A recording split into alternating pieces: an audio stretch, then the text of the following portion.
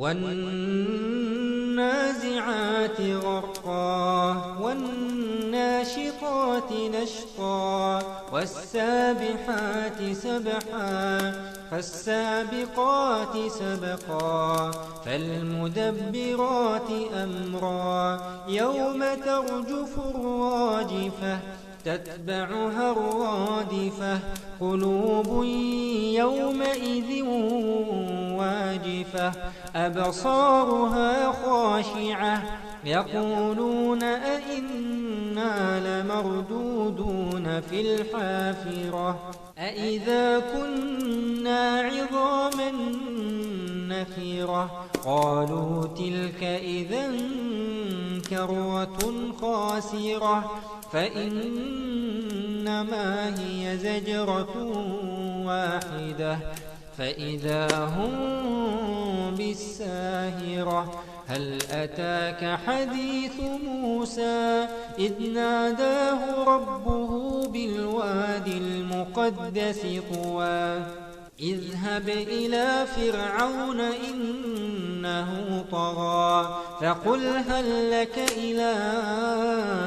أن تزكى وأهديك إلى ربك فتخشى فأراه الآية الكبرى فكذب وعصى ثم أدبر يسعى فحشر فنادى فقال أنا ربكم الأعلى فأخذه الله نكال الآخرة والأولى إن في ذلك لعبرة لمن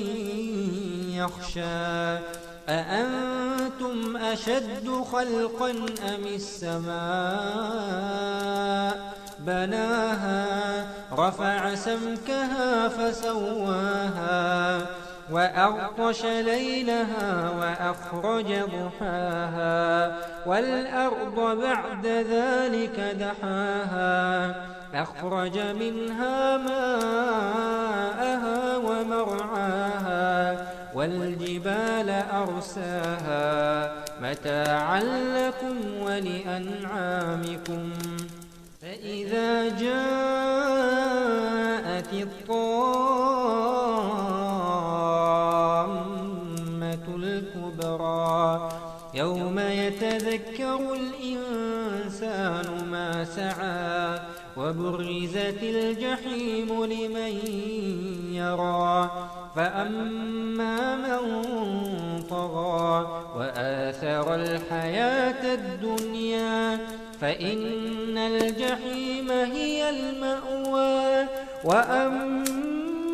من خاف مقام ربه ونهى النفس عن الهوى فإن الجنة هي المأوى يسألونك عن الساعة أيان مرساها فيم أنت من ذكراها إلى ربك منتهاها إنما أنت منذر من يخشاها